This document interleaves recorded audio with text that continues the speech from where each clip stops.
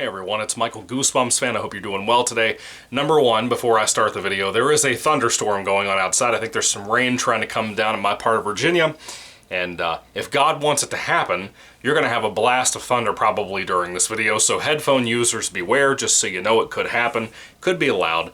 Anyway, getting on to the actual review. I have a review for another Give Yourself Goosebumps book. If you don't know what that is, if this happens to be the first time you've ever heard of that, it is a choose your own adventure book. Kind of like the old classic 70s and 80s books, Choose Your Own Adventure, where it's a game book. You pick out choices at the bottom of many pages, you have multiple endings you can have, and you're not just reading straight through the book, you're kind of jumping all over the place according to the directions at the bottom of each page.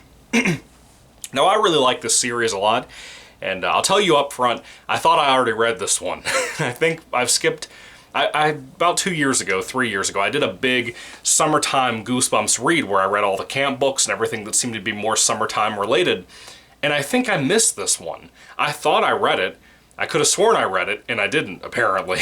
So I picked it up off the shelf as I looked through my lists of what I read. My videos here are listed on my playlist in case you guys thought I reviewed it as well. I did not, apparently. And as I started reading it, it sounded a little bit different. It sounded unfamiliar, and I'm gonna tell you outright, it's gonna be a very rough review. I just did a big glowing review of the last of the original 62 classic books that I had to review. That was Stay Out of the Basement, really great book. Even a couple of reviews before that were pretty good as well. Now, last weekend I did a lot of videos, so I didn't really have much time to read. And I went ahead and picked up a GYG book to kind of refresh myself. I typically really enjoy almost every book I've read from this particular era of Goosebumps, even though it kind of ran alongside the classic series at the time. I still wanted something kind of refreshing. And I was trying to figure out if I wanted to start the Triple Header series or Series 2000 books on the side that I'd already been kind of digging into over the years anyway. But I couldn't really figure out what I wanted, and I decided to go with the series that I really love, which is Give Yourself Goosebumps books. And this particular one, like I said, I thought I read it. Looked through my list, I did not. I don't know how I missed it, but I missed it apparently all this time. It's still the tail end of summer. We're in August now, so I thought I'd go ahead and pick it up and start reading it. Rough review ahead, as I said. So, this review is for Give Yourself Goosebumps number 11, Deep in the Jungle of Doom. Let me start off with a couple of things. This is clearly the creature from the Black Lagoon, or a wannabe. More of a wannabe, it's not a good one. I love the purple holographic stuff around the cover. Very, very 1990s. Let me say, there's already a typo on the back of this book. Not even a typo, just probably an issue between the actual book that we got versus the cover that was printed before the book was completed. As you know, when I do Goosebumps news videos, I kind of have the little asterisk in my video now to let people know, like, hey, even though the news of this upcoming book 2 years from now could be currently saying that it's going to be this way, plot-wise, by the time it gets released, it could change, because that happens very often with Goosebumps, whether it includes filler to really fluff up the story to be 150 or so pages, or whether it be just a mixed bag sometimes of what happens with that. But it does happen frequently, and I have a feeling that this book has kind of fallen ill to that, just due to one detail. And as I talk about the story itself, I'll point out what that is. Essentially, on this book, it's about 130 pages. You are on vacation with your family, I assume, because it mentions that you were in a hotel, you found a brochure for this Young Explorers thing, and you spent all this time hiking with a group of kids your age. I think there's about 10 of them or something, and a particular explorer out there that's showing you different plants and whatnot, and kind of a jungle-ish type of thing. But you happen to get bored. Your friend happens to be there as well, so I assume that your friend came along with you and your family on vacation, but it never explicitly says you're on vacation. Now, this is the interesting thing. On the back of the book, which I never read the back of the books, I don't know how often this happens, but on the back of this book, there's very clearly something that happened here, because as I read this book over the course of 2 days, I started to forget a lot. And that should tell you a lot about what I feel about this book. We'll get there. It's not a great one. The top of this book, on the back, says you're headed to a South American jungle with your nature study class. That's not what this book is about. There is no class here. It's just a group of kids. You and your best friend or whatever are on vacation with your family. You find a brochure for this place and you go. It's not a study class. It's not a nature class. You just found a brochure and wanted to go to have something to do that's different you've never done before. Anyway, you are the main character of this book, as you guys know. And these books typically divide off after one particular point. You make a choice, and it takes you in two different directions, and most of the book being divided into those two halves, and all the outcomes that come out of those two types of stories, whether you encounter different monsters, creatures, myths, urban legends, all kinds of things. Now, I prefer GYG a lot of the time because of the adventure aspect. I'm starting to wonder, after the last few that I've read, if I've read all the really good ones. I could be wrong, there's still quite a few left. I think there's like 60 of these, or 50 of these. There's a lot of these. I've read like 30, I think. And I really typically enjoy GYG, but again, the last few I've noticed I've been kind of a little middle of the road on, kind of not super in love with a lot of them recently. So if you see my reviews for those, you kind of know what I'm talking about. This one is below that, even more so. This is one of the rougher ones that I've read, one of the least impressive ones in my personal opinion. And I have a lot of complaints for that I'm going to try to remember and get to as the review goes on. However, essentially the choice in here that you get to at one point, there's you kind of trick the explorer lady, Miss Wheeler or whatever. You tell her like that you see something or you're looking for a certain plant, you and your friend Zoe or whatever, and she kind of takes the class off that route. You and your best friend Zoe or whatever go taking off trying to find an adventure out in this jungle of doom. And there's two different ways you can encounter some things. Particularly, you run into basically a gargoyle statue, which is kind of creepy. And I will say there's very few things I like in here, maybe 2 or 3 pages of things I actually enjoy in this book. Most of the encounters with monsters I don't really like. I think they kind of suck.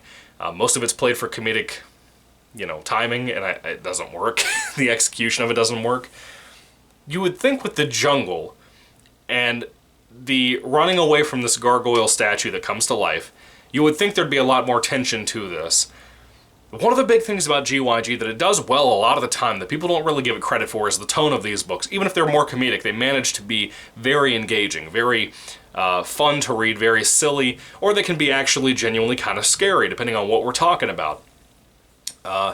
This particular one, you kind of run into 2 different directions. One in particular takes you to, like, I think it's a cabin. Again, a lot of the details just kind of dumped out of my brain as soon as I started getting halfway through this book and then finished it today. I skipped a day in between the 2 days that I read this thing, just because it was so unimpressive. I didn't want to spend a Friday night reading this crap. I'll be honest with you, it is crap in my opinion for the most part. It's not trash, like a complete misuse of your time, but it's not really the best, And one factor, I think there was a cabin or a shack or something out in the woods, or the jungle, whatever you want to call it. Like, there's a difference. Like, there's an actual difference. And when you're in here, you see a bunch of human shrunken heads, which was genius, but there's also a bowl of fruit that you decide to eat out of. And you ate the fruit, or berries, or whatever they were, and it turns you into this thing, the Creature from the Black Lagoon ripoff. Yeah. You couldn't become your own monster. You became a ripoff. Childhood confidence, folks. I tried to say folks, and I messed up my word. Anyway, the other thing is essentially you get to kind of run away from the gargoyle, and on the other choice that you have is going to a cave underground. And that storyline, regardless of which storyline we're going with, whether you turn into a monster or you're running into caves and you run into a king and his underground people, both kind of suck. Let's be honest. If people really like this book, I don't think they do. I've never really heard anybody mention this one.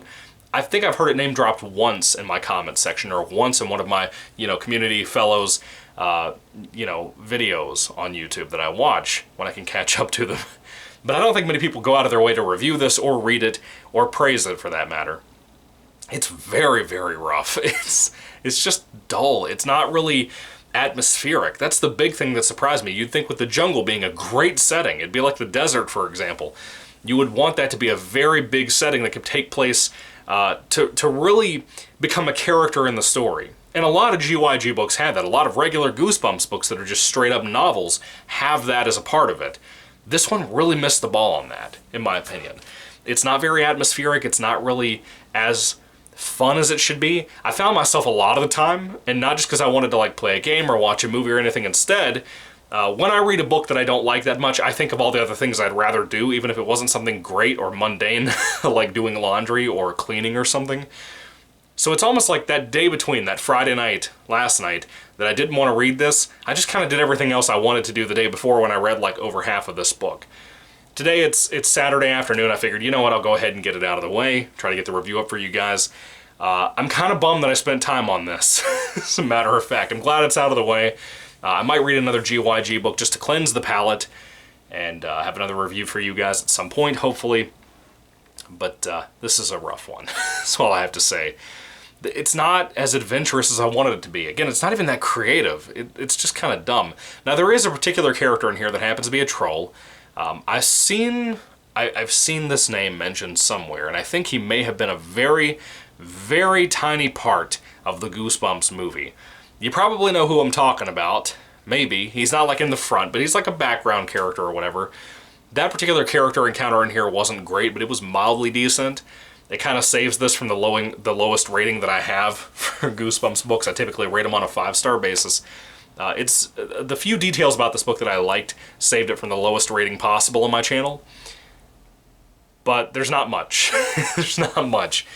This is such a sad one because the cover's so great. I love the holographic that a lot of these earlier GYG books had. And it really just kind of fell apart. I really wanted it to be good, but I could tell from the beginning, maybe the first 5 or so pages I read, maybe the first 10 pages out of this 130 some odd page book, I could tell I wasn't really invested already. And that doesn't happen often, but when it does with a Goosebumps book, a lot of the time to me immediately, I start having the signs of this is going to be a rough read, it's going to take me a few days, and this one was rough. I'll be honest with you, I did not have a good time reading this. I just kept kind of dreading having to pick it back up and wanting to get it out of the way. And when you feel that way about a book, how much do you really enjoy it? Even if you love the series it's tied to, like I do with Goosebumps or just GYG in general as an era, this one is not good. It's not good in my opinion. I think it's worthless. And there's a reason probably why this is so easy to get your hands on too. Again, I don't want this to sound like a smear for anybody who doesn't know anything about GYG. A lot of those books are really fun books. Some of them are some of the best Goosebumps books I've ever read, especially some of the special editions. Some of them can have 1 or 2 really great monsters involved, or a villain or an antagonist of some sort that really make a fun adventure, and some of the best antagonists can be in GYG, like the Visible Man from Into the Jaws of Doom, which I think is special edition number 1 of the GYG books. You can have some really great stuff out there. This book has nothing almost. Almost. Like I said, saves itself from the lowest rating possible, but it is not really great. So I don't recommend reading it. I don't recommend buying it just to have it as a part of your collection, really. You know, if you're a big collector, that's understandable. But I mean, if you're like the casual fan looking for the really good reads out there, you just want to buy the stuff that's recommended, don't pick this one up. It's not worth your time. It kind of sucks, frankly. It's not horrible, but it's bad. How can one be one and not the other? Anyway, when it comes to give yourself Goosebumps number 11, Deep in the Jungle of Doom. Again, cool cover, really lame book. If I had to rate it on a 5-star basis, I'd give it a 2 out of 5 stars. Really kind of sad coming off the OG 62 classic books and all the videos I did for that, and then coming to this. It's kind of a shame. So I do plan on kind of reading another GYG book. I don't know what I want to read. I might start kind of reading them out in order, the ones I haven't read, and kind of work from there. I'm not really sure, but we'll figure it out. So in the meantime, what did you guys think of Deep in the Jungle of Doom? Do you hate it? Do you love it? I'd love to hear all that down in the comment section down below. I'd love to hear whether I'm wrong according to you guys or whether you agree. If there's anybody who loves this book, genuinely loves it, I'd love to hear your comments specifically down in the comment section down below just to understand where you're coming from. It's not an insult, it's just I would really like to know because this one's rough. It's a really rough one. And even the fact that there's a problem with the blurb on the back being a completely different setup with the class and everything, it just shows how some books are overlooked for the quality they are. And a lot of this doesn't even feel like an R.L. Stine thing. It feels like he didn't even write this one in some respects of it. Maybe parts of it, I don't know. Anyway, what are your thoughts? Put them down below, guys. 2 out of 5 stars for me. Thank you for watching. God bless you, and goodbye.